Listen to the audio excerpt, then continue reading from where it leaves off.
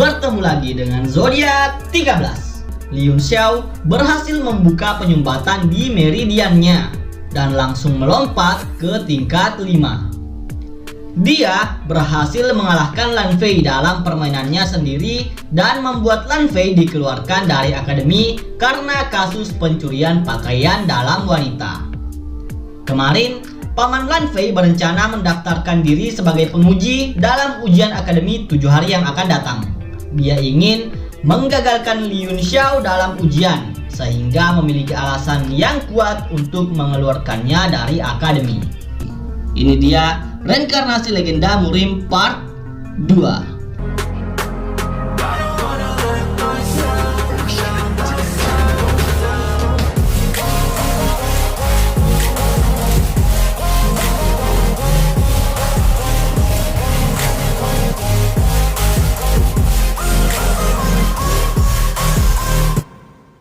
Setelah kejadian semalam, Han Bai datang ke asrama Yunxiao dengan membawa 2 berita. Berita baiknya, Lan Fei telah dikeluarkan dari akademi karena terbukti mencuri pakaian dalam murid wanita. Sedangkan berita buruknya, Paman Lan Fei akan menjadi penguji dalam ujian akademi yang akan datang.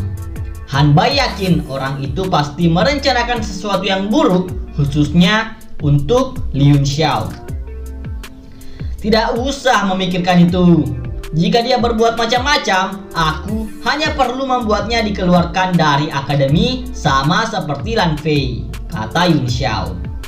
Sementara itu, Guru Luo yang lama tidak terlihat berhasil menjadi orang pertama di negara Tianshui yang melangkah ke alam wujud tingkat 4 dan diberi gelar sebagai alchemis tingkat 1 sama seperti Jiarong.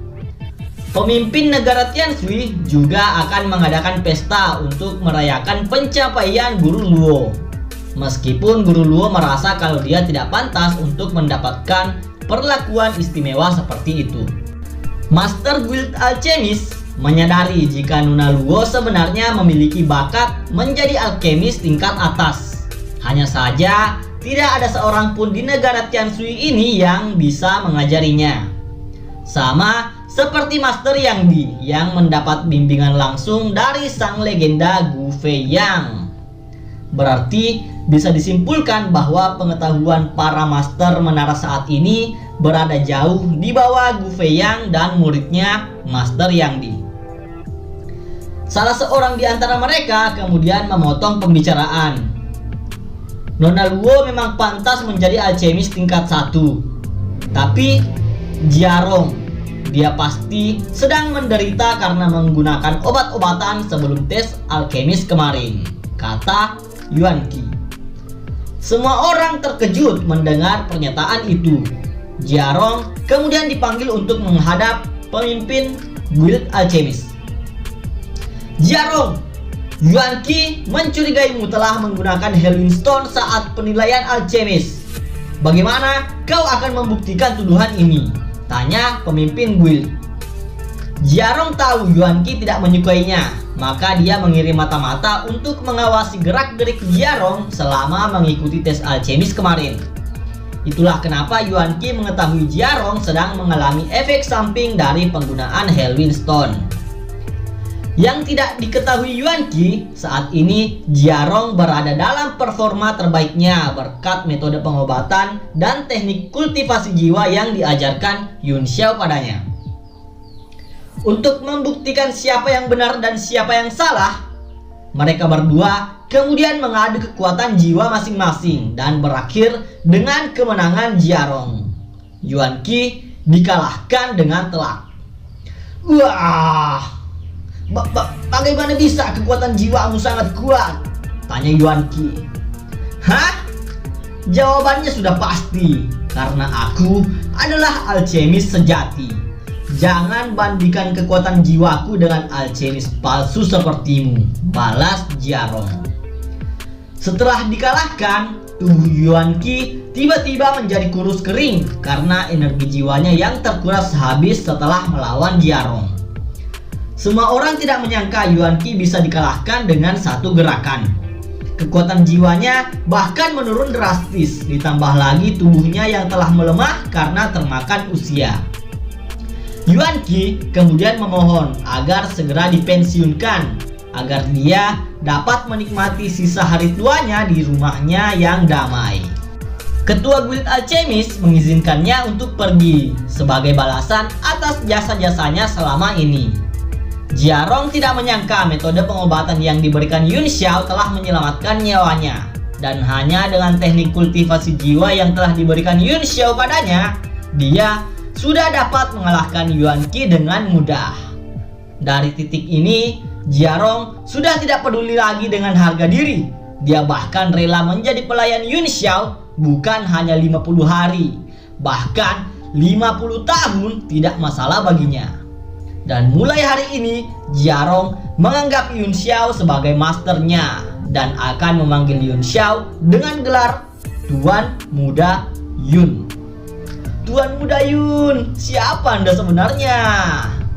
Budak 01 didapatkan. Ketua Guild Alchemist juga memuji perkembangan Jiarong yang baru saja naik ke tingkat 1, tapi sudah dapat menstabilkan kekuatan jiwanya. Setelah selesai mengadakan pertemuan, Guru Luo menghampiri Jiarong, berniat untuk menanyakan sesuatu. Maaf Master Jiarong, apa Anda pernah mempertimbangkan untuk menerima seorang murid? Aku memiliki seorang murid yang tidak bisa berlatih bela diri karena keadaan fisiknya. Dia mempelajari alchemis secara otodidak. Aku harap Anda dapat membimbingnya menjadi seorang alchemis seperti Anda, tanya Guru Luo. Sampai saat ini, tidak ada seorang pun di akademi yang mengetahui tentang Yun Xiao yang telah berhasil membuka penyumbatan di meridiannya, kecuali 2 orang, Han Bai dan Chen Zhen, sahabatnya. Nona Luo, Anda sendiri adalah komandan penjaga kerajaan, sekaligus seorang alchemis tingkat 1 sama sepertiku. Kenapa tidak Anda sendiri yang mengajarinya? Balas Jiarong. Dari sini kita tahu kalau Nona Luo adalah perempuan yang memiliki bakat luar biasa. 1. Dia adalah seorang guru akademi. 2. Dia adalah orang pertama di negara Tianshui yang berhasil melangkah ke alam wujud tingkat 4. Ketiga, dia juga adalah seorang alkemis tingkat 1, sama seperti Jiarong. Dan yang keempat, dia adalah komandan penjaga kerajaan yang ditunjuk langsung oleh raja. Seorang komandan pastilah seniman bela diri yang ahli dalam bertarung. Seorang seniman bela diri sekaligus seorang alchemis. Ini adalah bakat yang luar biasa, sama seperti sang legenda murim Gu Feiyang yang menjadi seniman bela diri terkuat peringkat 3 sekaligus alchemis terbaik hingga saat ini. Kita lanjutkan lagi percakapan antara Guru Luo dan Jiarong. Guru Luo berkata dia akan sibuk sebagai penjaga kerajaan, jadi tidak memiliki banyak waktu untuk membimbing muridnya. Guru Luo hanya berkata muridnya itu adalah anak dari Jenderal Fei Long. Dia tidak menyebut nama Yun Xiao secara langsung. Sepertinya aku pernah mendengar anak Jenderal Fei Long tidak dapat berkultivasi karena penyumbatan meridian. Aku belum pernah melihatnya, tapi kudengar orang-orang menyebutnya sampah dari keluarga Li.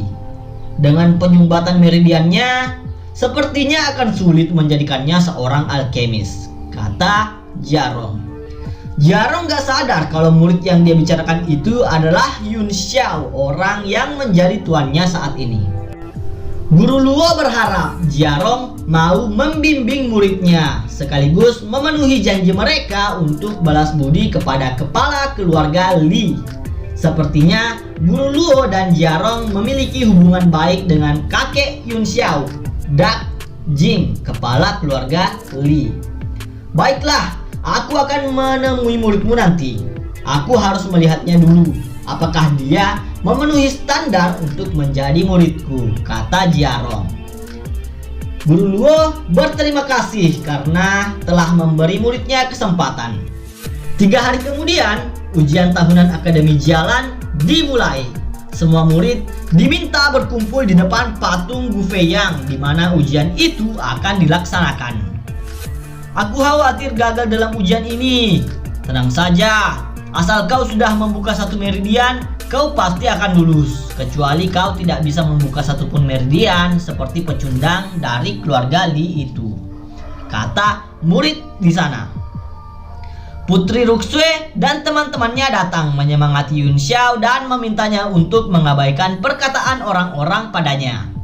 Yang menjadi penguji kali ini adalah Wang Feng, paman Lan Fei. Dia mendaftar sebagai penguji untuk menggagalkan Yun Xiao dalam ujian, dan itu akan menjadi alasan kuat Yun Xiao dikeluarkan dari akademi. Dalam ujian akademi tahun lalu, seorang siswa akan dinyatakan lulus jika memenuhi satu syarat. Yang pertama, seorang murid telah membuka satu meridian atau lebih. Dan yang kedua, murid dapat melancarkan pukulan dengan kekuatan 500 kg. Jika murid belum membuka satupun meridian, tapi dia dapat memberi kekuatan pukulan di atas 500 kg, maka dia akan tetap dinyatakan lulus. Sebaliknya, jika murid tidak bisa melancarkan serangan dengan kekuatan 500 kg, tapi dia telah berhasil membuka meridian, maka murid itu akan dinyatakan lulus. Intinya, memenuhi satu syarat, maka murid akan lulus. Tapi kali ini Paman Lan Fei mengubah aturan itu secara pribadi. Seorang murid akan dinyatakan lulus jika dia berhasil memenuhi kedua syarat itu. Tujuannya untuk menggagalkan Yun Xiao dalam ujian ini. Karena Yun Xiao berhasil mengalahkan Lan Fei, berarti dia pasti dapat melancarkan serangan dengan kekuatan 500 kg. Tapi dia pasti akan gagal di syarat yang satunya, yaitu membuka meridian. Dengan begitu, Yun Xiao akan gagal dalam ujian dan dikeluarkan dari akademi. Baiklah, siapa di antara kalian yang akan menjadi peserta pertama? Kata Paman Lan Fei. Semua murid menoleh ke arah Yun Xiao sambil tertawa. Lihat apa kalian? Apa kalian ingin kubuat buta dengan jariku? Buka mata kalian lebar-lebar dan perhatikan aku baik-baik. Yun Xiao kemudian maju ke depan dan wush, satu meridian terbuka. Hei, lihat, dia telah berhasil membuka meridiannya. Sejak kapan sampah itu melakukannya? Tanya semua murid yang kaget melihat Yun Xiao. Tidak berhenti sampai di situ, dua meridian terbuka. Tiga. Sebenarnya dia sudah sampai ke tingkat mana? Semua murid dan Paman Lan Fei terkejut dengan perkembangan Yun Xiao yang tiba-tiba. Peningkatan meridian terus berlanjut. 4 meridian terbuka. Yeah, hebat sekali Yun Xiao. Tunjukkan semua kekuatanmu pada orang-orang ini, teriak teman-teman Yun Xiao yang kegirangan. Peningkatan meridian Yun Xiao tidak berhenti. 5 meridian terbuka. 6, 7. Yun Xiao berhasil membuka 7 meridian. Saat pertama kali Yun Xiao membuka meridiannya, dia berhasil membuka 5 tingkatan. Dan hanya dalam waktu 1 minggu, dia berhasil naik 2 tingkat menjadi meridian tingkat 7. Tidak mungkin, sedikit lagi dia akan melangkah ke ranah Yuan awal. Aku ingat sekali, keluarga Li pernah mengundang alkemis tingkat 4 untuk mengobatinya. Tapi alkemis itu gagal dan tidak bisa melakukan apa-apa. Sekarang tingkatannya bahkan lebih tinggi dariku, kata murid-murid yang ada di sana. Paman Lan Fei sendiri tidak menyangka jika Yun Xiao telah mencapai meridian tingkat 7. Bocah ini sudah menjadi bahan tertawaan selama bertahun-tahun. Dengan kekuatan seperti ini, tentu saja Lan Fei bukanlah tandingannya, kata guru Wang Feng. Sekarang perhatikan aku baik-baik agar kalian tidak perlu menyombongkan kekuatan kalian yang lemah itu. Yun Xiao kemudian maju mendekati batu kristal untuk mengukur kekuatan pukulannya. Yun Xiao memasang kuda-kuda. Energi Qi dipusatkan ke tangan kanan dan boom. Pukulan Yun Xiao membuat rantai yang menahan batu kristal itu terputus dan bergeser dari asalnya. Lihat, dia meninggalkan retakan di batu kristal itu. Bahkan seniman bela diri Martial Warrior akan kesulitan meninggalkan bekas seperti itu. Bagaimana mungkin dia melakukan hal itu? Itu dia Yun Xiao kita. Siapa sekarang di antara kalian yang masih berani menyebutnya pecundang? Hahaha. Putri Ruxue sedikit terkejut karena ini adalah pertama kalinya dia melihat Yun Xiao menggunakan tenaga dalamnya. Yun Xiao, apa dia menyembunyikan kekuatannya dariku? Tanya Putri Ruxue. Anak ini, sejak kapan dia? Apa kalian sudah melihat semuanya? Oh iya, Pak Guruang, karena aku sedang sibuk, aku akan pamit lebih dulu, kata Yun Xiao sambil berjalan pergi. Tiba-tiba, Lan Xuan, kakak Lan Fei muncul di hadapan Yun Xiao. Biarkan aku memperkenalkan diri. Aku Lan Xuan dari keluarga Lan. Hei, anjing yang baik tidak akan menghalangi jalan. Jadi, minggirlah dari jalanku, balas Yun Xiao dengan mengacungkan jari tengahnya. Aku tidak akan mempermasalahkan itu. Tujuanku datang untuk membalas perlakuanmu pada adikku, kata Lan Xuan. Oh, sepertinya anjing besar datang setelah aku mengalahkan anjing kecilnya, balas Yun Xiao. Apakah semua keluarga Li tidak punya sopan santun sepertimu? Kata Lan Xuan. Hah? Kenapa juga aku harus menjaga sopan santunku di depanmu? Setelah sekian tahun perselisihan keluarga Lan dan keluarga Li, dan kau datang ke sini untuk membalasku karena aku menghajar adik kecilmu, dan kau malah bicara tentang sopan santun? Apa kau idiot, ha? Cukup sudah. Aku sudah muak dengan omong kosongmu. Aku datang ke sini untuk menantangmu bertarung. Akhirnya, Lan Xuan menunjukkan sifat aslinya.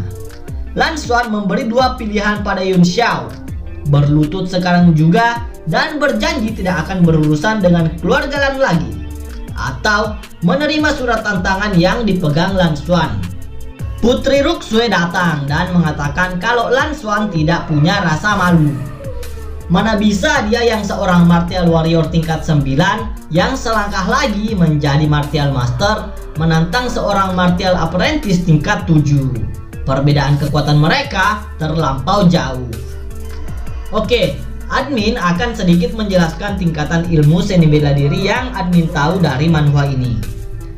Yang pertama Martial Apprentice atau tingkat pemula. Yang kedua Martial Warrior atau prajurit. Dan yang ketiga adalah Martial Master. Yun Xiao adalah seorang Martial Apprentice dengan meridian tingkat 7 saat ini.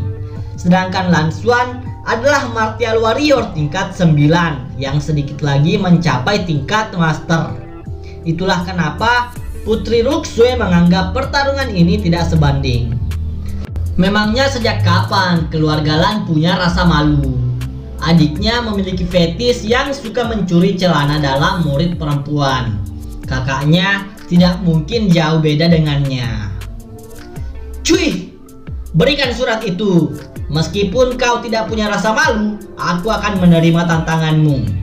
3 hari dari sekarang, aku akan mengalahkanmu dan membuatmu berlutut di arena seni bela diri, kata Yun Xiao. Putri Ruxue mencoba mencegah Yun Xiao karena itu adalah tindakan yang gegabah. Yun Xiao bersyukur memiliki teman yang peduli padanya. Dia kemudian mencoba menenangkan Putri Ruxue dengan memegang pundaknya dan berkata agar tidak perlu khawatir.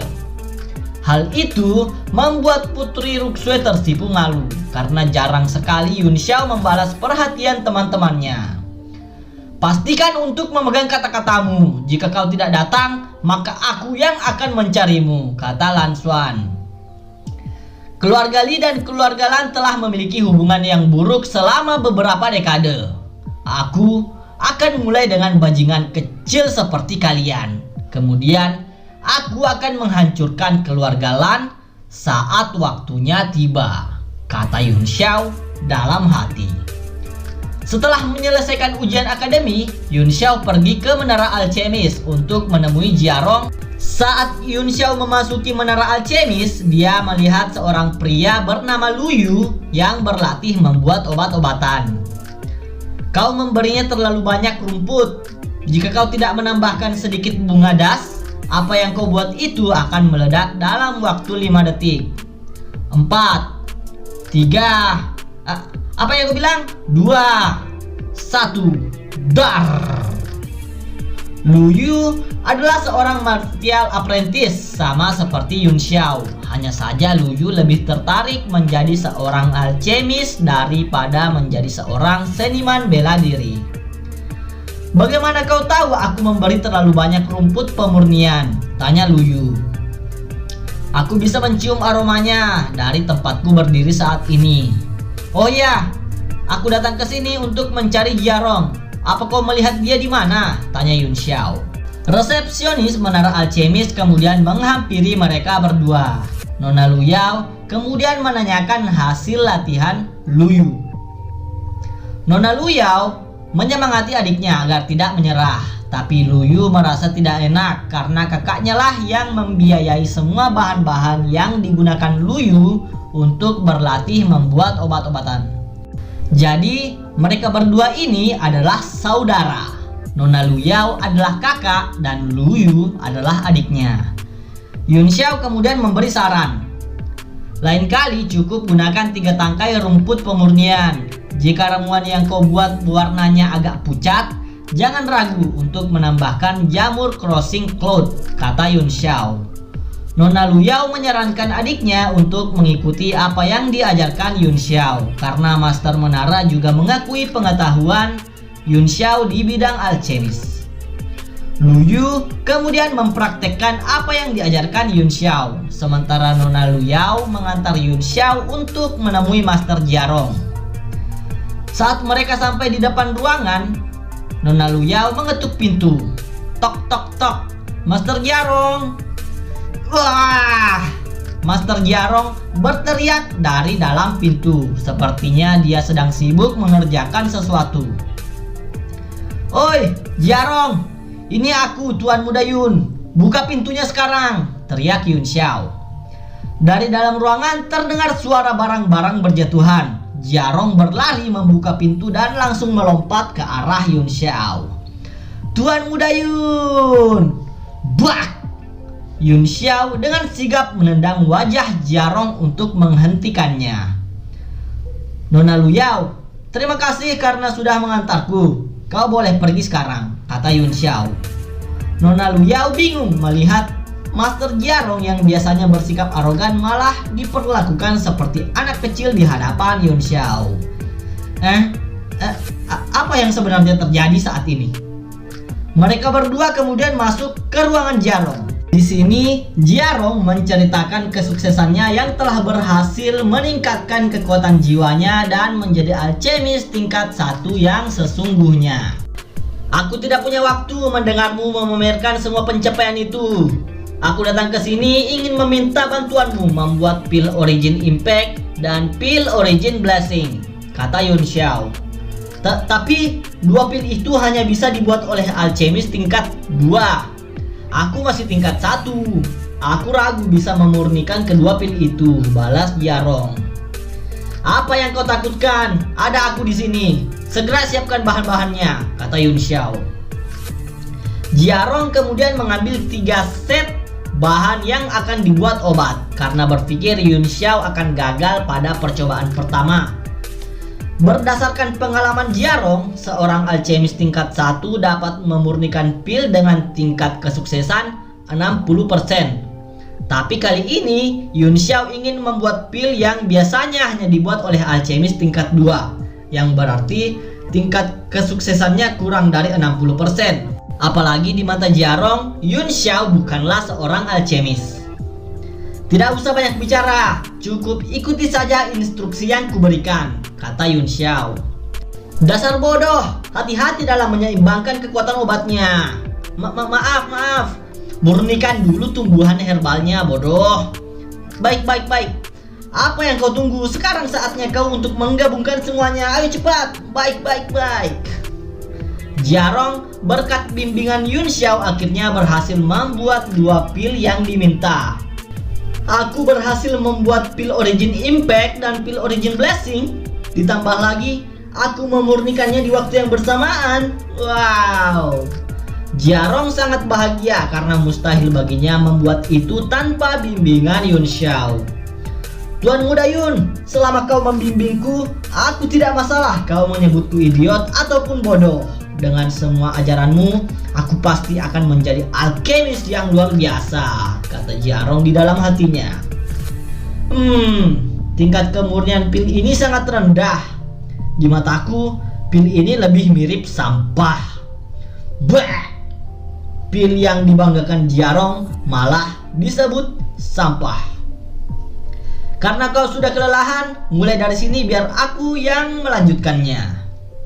Yun Xiao memurnikan kembali pil yang tadi dibuat Jiarong dengan teknik segel tangan yang bahkan seorang alkemis tingkat 1 belum pernah melihatnya. Yun Xiao menggunakan 72 gerakan segel tangan dalam prosesnya. Saat Yun Xiao berhasil menyempurnakannya, Jiarong terkejut. Itu adalah pil yang sempurna. Bagaimana bisa? Oh, Tuan Muda Yun, tidak hanya memurnikan pil yang telah jadi, kau juga membuat mereka menjadi tampak sangat sempurna. Aku akan mengikutimu selamanya. Kekaguman Jiarong pada Yun Xiao sudah mencapai level maksimal. Setelah selesai membuat pil, Yun Xiao turun ke lantai bawah dan melihat Lu Yu yang akhirnya berhasil membuat obat sebagai langkah awal baginya menjadi seorang alkemis masa depan. Nona Lu Yao juga berterima kasih karena Yun Xiao sudah berbaik hati memberi saran apa yang harus dilakukan adiknya. Dan pembahasan di part keempat kali ini ditutup dengan senyuman manis dari Nona Lu Yao. Jangan lupa subscribe channel ini karena di part 5 nanti kita akan melihat pertarungan antara Li Yun Xiao melawan Lan Xuan. Berbeda dengan pertarungan sebelumnya, pertarungan kali ini diadakan secara resmi. Semua murid, guru, bahkan kepala sekolah jalan akan datang menyaksikan pertarungan antara Yun Xiao, Martial Apprentice tingkat 7 melawan Lan Xuan yang seorang Martial Warrior tingkat 9. Oh ya, jangan lupa subscribe dan like video ini jika kalian suka. Sampai jumpa di video selanjutnya. Salam.